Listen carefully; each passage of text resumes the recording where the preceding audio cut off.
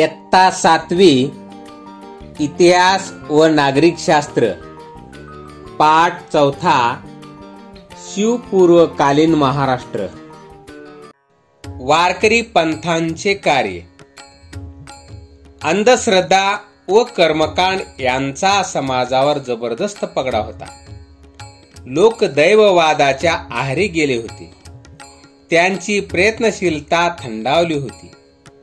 रयतेची स्थिती फारच हलाखीची होती. अशा परिस्थितीत समाजात चैतन्य निर्माण करण्याचे प्रयत्न महाराष्ट्रातील वारकरी पंथाने केले. महाराष्ट्रात संत नामदेव, संत ज्ञानेश्वर यांच्यापासून सुरू झालेली संत परंपरा समाजाच्या विविध स्तरातून आलेल्या संतांनी पुढे चालवली. या संत परंपरेमध्ये समाजातील सर्व स्तरातील लोक होते. उदाहरणार्थ संत चोखामेळा, संत गोरोबा, संत सावता, संत नरहरी, संत सैना, संत शेख महमद इत्यादी. त्याचप्रमाणे संत मंडळीत संत चोखोबांची पत्नी संत सोयराबाई आणि बहीण संत निर्मळाबाई, संत मुक्ताबाई, संत जनाबाई, संत कान्होपात्रा, संत बहिणाबाई शिवूरकर यासारख्या स्त्रियाही होत्या. या संत चळवळीचे पंढरपूर हे केंद्र होते. विठ्ठल हे त्यांचे दैवत होते. पंढरपुरात चंद्रभागेच्या काठी ही सर्व संत मंडळी आणि वारकरी भक्तिसागरात न्हाऊन निघत. तेथे भजन, कीर्तन आणि सहभोजन या माध्यमातून समतेचा प्रसार होई. संत नामदेव हे वारकरी संप्रदायातील एक श्रेष्ठ संत होते.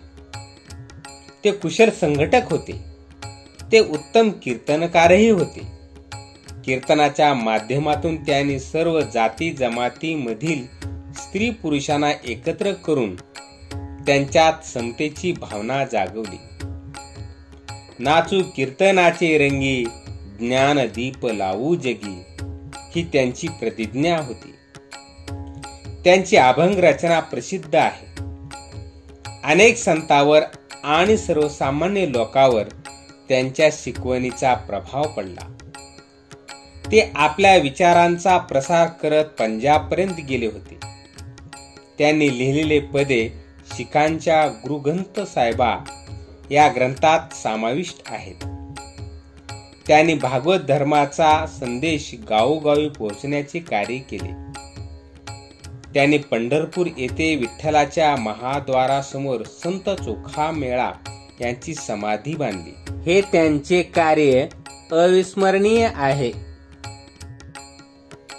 संत ज्ञानेश्वर हे वारकरी संप्रदायातील एक विख्यात संत होत. त्यांनी भगवद्गीता या संस्कृत ग्रंथाचा अर्थ मराठीत स्पष्ट करणारा भावार्थ दीपिका अर्थात ज्ञानेश्वरी हा ग्रंथ रचला. तसेच त्याने अमृत अनुभव या ग्रंथाची रचना केली.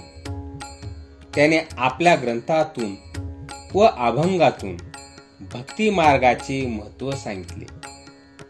सामान्यांना आचरता येईल असा आचार धर्म सांगितला. वारकरी संप्रदायाला धर्माची प्रतिष्ठा मिळवून दिली. अतिशय प्रतिकूल परिस्थितीमध्ये जीवन जगावे लागलेले असूनही त्याने आपल्या मनाचे संतुलन ढळू दिले नाही आणि कटुताही बाळगली नाही. ज्ञानेश्वरीतील पसायदान उदात्त संस्कार करणारे आहे. ज्ञानेश्वराचे बंधू संत निवर्तीनाथ व संत सोपानदेव आणि भगिनी मुक्ताबाई यांच्याही काव्यरचना प्रसिद्ध आहेत. संत एकनाथ हे महाराष्ट्राच्या भक्ती चळवळीतील एक महान संत होत. त्यांचे साहित्य विपुल व विविध प्रकारचे आहे. त्यात अभंग, गोळणी, भारुडे इत्यादींचा समावेश होतो. त्यांनी भागवत धर्माची मांडणी सोपी व सविस्तर केलेली आहे.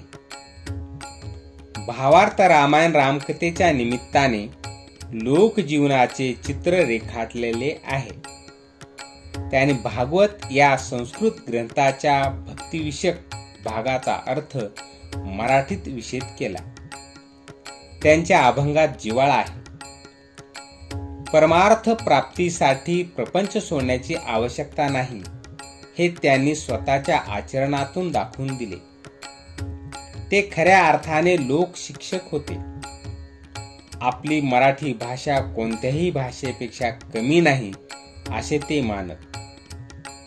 संस्कृत वाणी देवे केली तरी प्राकृत काय चोरापासून झाली असे त्यांनी संस्कृत पंडितांना ठणकावून विचारले. त्यांनी इतर धर्माचा तिरस्कार करणाऱ्यावर कडक टीका केली आहे. संत तुकाराम हे पुण्याजवळील देहुगावचे. त्यांची अभंग रचना प्रसन्न आणि प्रासादिक आहे. त्यांच्या अभंगांना श्रेष्ठ कवित्वाची उंची लाभलेली आहे. संत तुकारामांची गाथा ही मराठी भाषेचा अमोल ठेवा आहे. ते रंजल्या गांजल्यामध्ये देवत्व पाहण्यास सांगताना म्हणतात, जे का रंजले गांजले त्याशी म्हणे जो आपुले, तोची साधू ओळखावा देव तेथीच जाणावा. आपल्या या दृष्टिकोनामुळेच त्यांनी आपल्याकडे असलेली लोकांना दिलेली कर्जाची कागदपत्रे इंद्रायणी नदीच्या डोहात बुडवली आणि कित्येक कुटुंबांना कर्जमुक्त केले. त्यांनी समाजातील दांभिकतेवर व अंधश्रद्धावर अत्यंत कडक शब्दात टीका केली.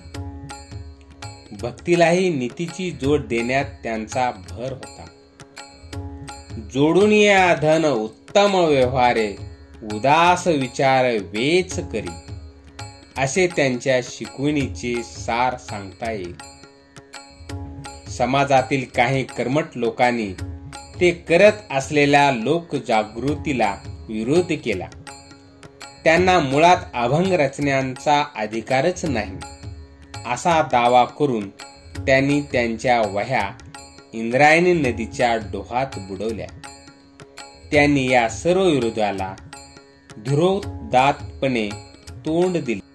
संत तुकारामांचे शिष्य आणि सहकारी विविध जाती जमातीचे होते. नावजी माळी, गव्हर्नर शेटवानी, संताजी जगनाडे, शिवबा कासार, बहिणाबाई शिवूरकर, महादजी पंत कुलकर्णी ही त्यातली काही नावे. गंगाराम पंत मवाळ आणि संताजी जगनाडे यांनी संत तुकारामांचे अभंग लिहून ठेवले. ही त्यांची महत्वाची कामगिरी होय. संत कार्याची फलश्रुती. संतांनी लोकांना समतेचा संदेश दिला. माणुसकी व मानवता धर्म शिकवला. एकमेकावर प्रेम करावे, एकत्र यावे व एकजुटीने राहावे ही त्यांची शिकवण होती. त्यांच्या कार्यामुळे लोकजागृती झाली.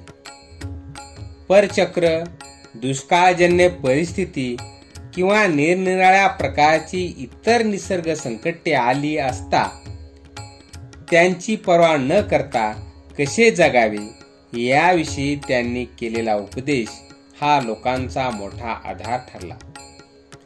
त्यांच्या या कार्यामुळे महाराष्ट्रातील लोकांमध्ये आत्मविश्वास निर्माण झाला. समाजात धर्माची अवनती झाली होती. अशा वेळी संतांनी पुढे येऊन समाजाचे रक्षण केले. ते धर्माचा खरा अर्थ सांगू लागले. लोकांमध्ये राहून त्यांची सुख दुःखे समजावून घेत भक्ती मार्गाचा पुरस्कार करू लागले. अशा वेळी समाजातील काही कर्मठ लोक त्यांना विरोध करू लागले. हा विरोध सहन करणे म्हणजे आपल्या कर्तव्याचाच एक भाग आहे असे संत मानत असत. तुका म्हणे तोची संत, सोशी जगाचे आघात. या शब्दात संत तुकारामांनी खऱ्या संताचे लक्षण सांगितले आहे. शास्त्री पंडितांच्या अवघड भाषेतील धर्माला संतांनी सर्वसामान्यांच्या भाषेत आणले. दैनंदिन व्यवहारातील भाषेत त्यांनी परमेश्वराची आळवणी केली. परमेश्वरापुढे सर्व समान आहेत अशी भूमिका घेतली. वर्ण आणि जातीचा अहंकार बाजूला सारून आपण एकमेकांना परमेश्वराची लेकरे या स्वरूपात पाहायला हवे, ही शिकवण समाजाला दिली.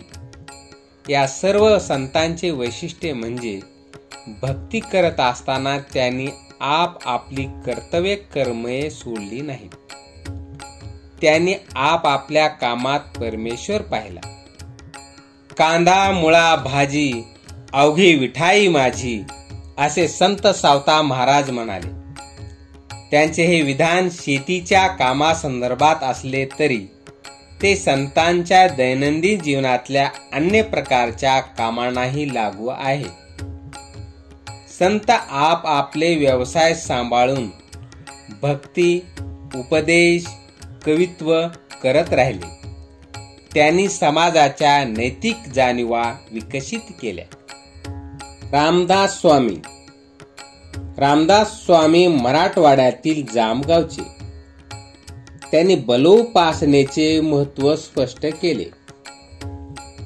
मराठा तुतुका मिळवावा, महाराष्ट्र धर्म वाढवावा, हा त्यांचा संदेश प्रसिद्ध आहे. त्यांनी दासबोध, करुणाष्टके, मनाचे श्लोक या साहित्याच्या माध्यमातून जनतेला व्यावहारिक शिक्षणाचे धडे दिले. लोक चळवळीचे आणि लोक संघटनेचे महत्त्व सांगितले. समर्थ संप्रदाय स्थापन केला. चाफळ हे या संप्रदायाचे केंद्र होते.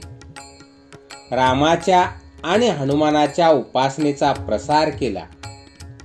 आपल्या विचाराच्या प्रसारार्थ त्यांनी भरपूर प्रवास केला. पारतंत्र्यातील स्वातंत्र्याच्या प्रेरणा. शिवपूर्वकालीन महाराष्ट्रात राजकीय, सामाजिक, सांस्कृतिक इत्यादी प्रकारची स्थिती ही सामान्यतः अशी होती. या काळात महाराष्ट्र आदिलशाही वगैरे सत्तांच्या नियंत्रणाखाली होता. त्यामुळे तो स्वतंत्र नव्हता. असे असले तरी काही व्यक्ती आणि विचारधारा स्वातंत्र्याची स्वप्ने पाहत होत्या. अशा घटकामध्ये स्वराज्य संकल्पक मानल्या जाणाऱ्या शहाजी राजांचे स्थान अग्रभागी होते.